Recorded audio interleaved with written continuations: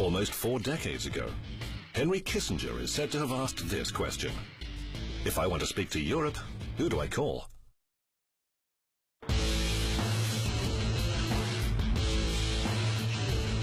Many others, even inside EU institutions, have tried to answer that question. The EU Parliament, the Committee, the Council. More recently, however, the phone that America's magician of foreign policy has dialed rings in Frankfurt.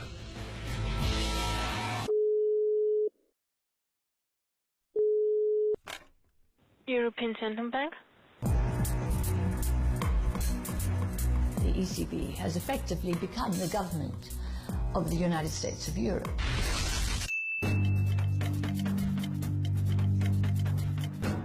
Just like any new government body, the ECB wanted its own headquarters that would express its own values and vision for Europe's future.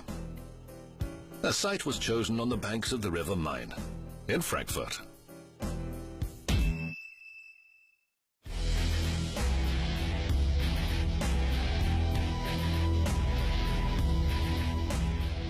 Lately, the democratically elected leaders of EU member states have been receiving letters from the ECB asking them to impose austerity measures and protect private banks.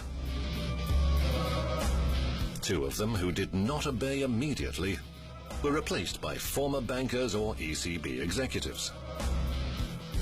The rest were forced to capitulate when they saw their banking system on the brink of total collapse. In 2010, Ireland also experienced the rough edge of Frankfurt's political blackmail.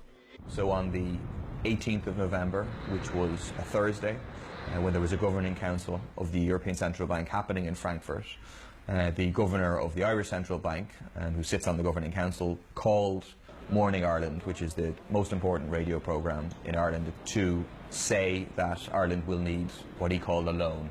And then the next day, which was a Friday, there was a letter written from Taoiseach to Brian Lenihan, who was the Minister of Finance at the time, saying that if you don't apply for a so-called bailout programme by this opening of the markets the following Monday, we're going to cut off access to emergency liquidity assistance, which obviously would have collapsed the Irish banking system.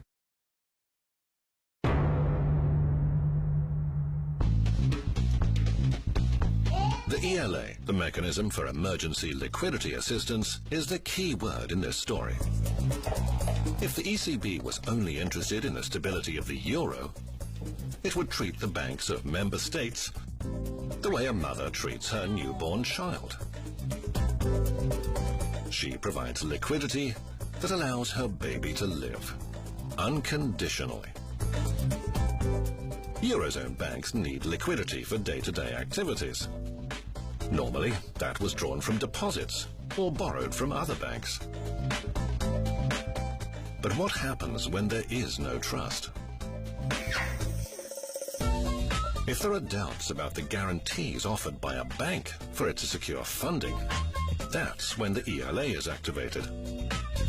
The private bank borrows from the central bank, but only after the ECB gives its approval. Frankfurt can stop liquidity at any time. And that's when the political blackmail begins.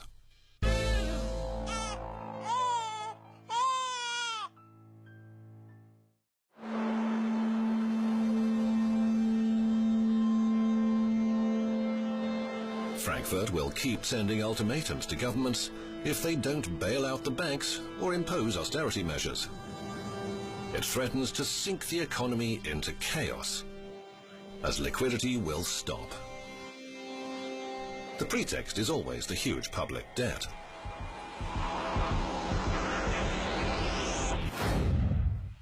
But when Cyprus's turn comes, there's a slight problem. Cyprus has no significant debt. Δραματικές είναι εξελίξεις στην Κύπρο. Οι κυπριακές τράπεζες σε Κύπρο και Ελλάδα που παραμένουν κλειστές. The EU will experiment with a new weapon against Cyprus, the bail-in, or the confiscation of citizens' deposits. This time, Brussels and Frankfurt are involved in a geopolitical game as well. Berlin uses EU mechanisms to strike at Russian capital held in Cyprus. Πριν την επιβολή του Μπέιλιν, είχε εμφανιστεί η έκθεση των μυστικών υπηρεσιών της Γερμανίας που έλεγε ότι η Κύπρος είναι τόπος ξεπλήματος βρώμικου χρήματος. Όλα αυτά ήταν περισσότερο προπαγανδιστικού χαρακτήρα, διότι η Κύπρος δεν ήταν ούτε χειρότερη ούτε καλύτερη από τα άλλα χρηματοοικονομικά κέντρα. Πριν από λίγο συγκάλεσα το Υπουργικό Συμβούλιο, στο οποίο εισηγήθηκα την διοργάνωση δημοψηφίσματος, προκειμένου ο ελληνικός λαός κυρίαρχα να αποφασίσει. Η εισήγηση έγινε ομόφωνα αποδεκτή. Δεσμεύομαι προσωπικά ότι θα σεβαστώ το αποτέλεσμα της δημοκρατικής σας επιλογής, όποιο και αν είναι αυτό. July 2015. For 5 years, Greece has been under a memorandum regime from the EU and the IMF. The promised salvation eliminated 1/4 of GDP, the equivalent of what Germany lost in World War I. The debt, though, didn't shrink. It grew bigger. For the first time, Greek people can decide by referendum if they will say yes or no to austerity. Il faut voter oui, indépendamment de la question posée. The Greek media, financed by private banks, by means of loans and publicity packages, threaten that Armageddon will strike if they vote no. Με πλακάτ που πάλι υποστηρίζουν το όχι στο δημοψήφισμα με τις τραγικές συνέπειες που αυτό το αποτέλεσμα θα έχει. Journalists broadcast false news and even show photos from South Africa. Συγκλονιστική είναι η φωτογραφία μιας ηλικιωμένης έξω από τράπεζα χθες βράδυ στο κέντρο της Αθήνας. Whoever disagrees is banned from the TV screen. Να σταματήσει αυτή την επαιτία που βαφτίζει τον κόσμο. Θα τα πούμε και στη συνέχεια. Ξέρετε καλά. Δεν φταίω εγώ αν όλες οι κοινωνικές ομάδες τάσσονται υπέρ του ναι.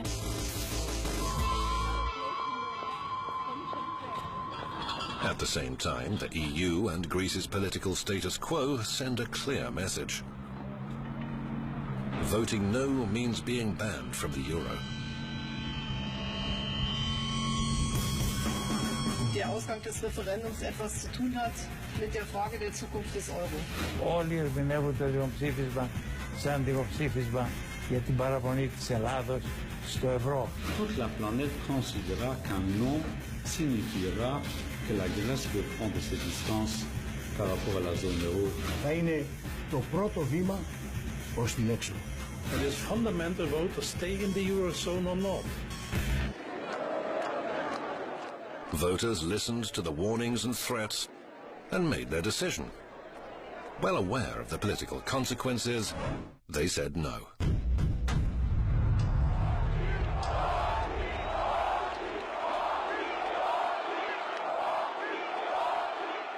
But everyone wanted to give their own interpretation to the result of the referendum. The people of Greece clearly demonstrated that they didn't want to leave the euro. That was clearly the results of the referendum. The EU has always had its own view on referenda and democracy. It all reminds us of an old movie starring Thanasis Vigos that speaks of dictatorship.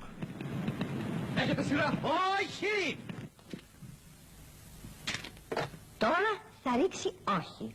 Όχι! Ναι ρε!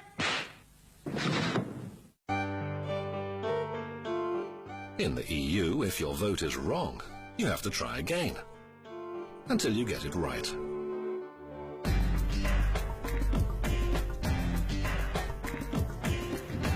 When the Danes voted no to the Maastricht Treaty and the Irish to the Treaty of Nice, the referenda were repeated. When the French and Dutch rejected the EU constitution, the EU went on to include it in the Treaty of Lisbon. And when the Irish said no to that treaty as well, they had to vote again. the EU will ignore the result of the Greek referendum, as will the Prime Minister who had announced it. Cyprus's new administration imposes some of the harshest austerity measures the country has ever seen. At the same time, it sells off public assets, starting with the ports and airports. But how did the loud no of a population become a yes? The EU sees that the government doesn't keep its promises, even before the negotiation, and begins a relentless attack.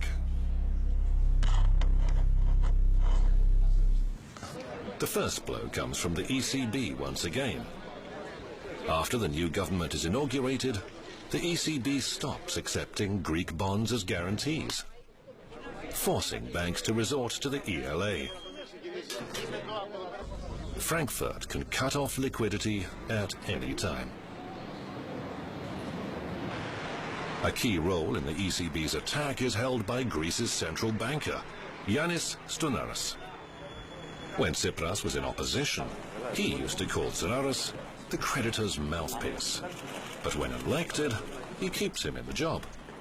And Stonaras undermines all alternative plans to escape the crisis. Συγκάλεσα τους νομικούς συμβούλους της τράπεζας, παράγοντες του δημοσίου βίου που είχαν χρηματίσει οι πρωθυπουργοί, μίλησα με τον πρόεδρο της Δημοκρατίας. Φτιάξαμε, δηλαδή, ας το πω έτσι, ένα τείχος. Όταν η χώρα βρισκόταν σε τρομακτική πίεση από πλευράς των δανειστών και ο Στουρνάρας ως διοικητής της Τράπεζας της Ελλάδος είχε ξεκάθαρα ταχθεί για άλλη μια φορά υπέρ των δανειστών και εναντίον της χώρας.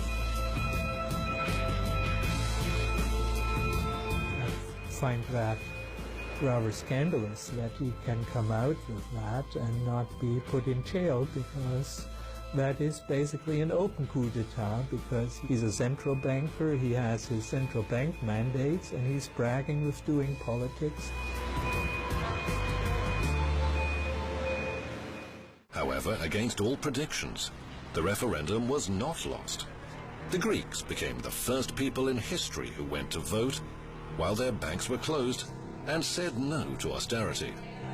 But their voice meant nothing to the EU or to the Greek government.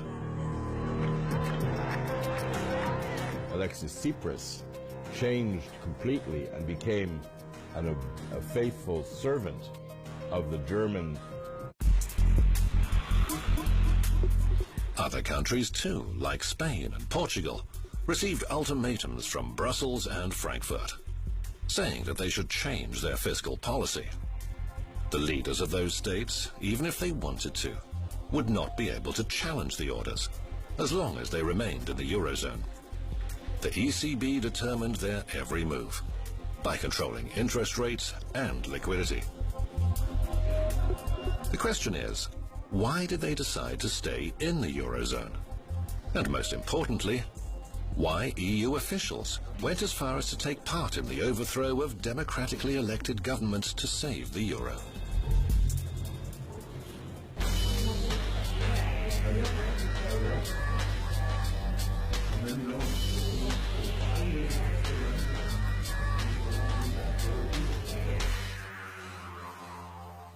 Οι πνευματικοί πατέρες του ευρώ ήταν την ίδια στιγμή και οι πνευματικοί πατέρες της χρηματοπιστωτικής απελευθέρωσης στην Ευρωπαϊκή Ένωση και σχεδόν όλοι τους δούλεψαν στη συνέχεια σε μεγάλες τράπεζες όπως η Goldman Sachs, η BNP Paribas και μεγάλες ασφαλιστικές εταιρείες.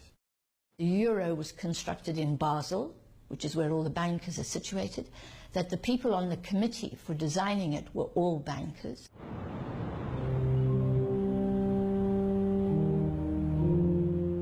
January 1st, 1999. A new currency appears on the international markets. For some, it's like a new religion. Το ευρώ ανάμεσα στις πολιτικές ελίτ της Ευρώπης έχει πάρει διαστάσεις όχι απλά ιδεολογίας, αλλά σχεδόν θρησκευτικής πίστης. Είναι χαρακτηριστική μια δήλωση του Γκουτιέρες, που είπε ότι όπως ο Χριστός είπε στον Πέτρο ότι αυτός είναι ο βράχος μου και πάνω σε αυτό το βράχο θα χτίσει την εκκλησία μου, έτσι και για την Ευρώπη το ευρώ είναι ο βράχος πάνω στον οποίο θα χτιστεί και το μελλοντικό ευρωπαϊκό κράτος. Jesus, however, kicked the money changers out of the temple. They were the bankers who speculated on the equity of currencies of the Roman Empire.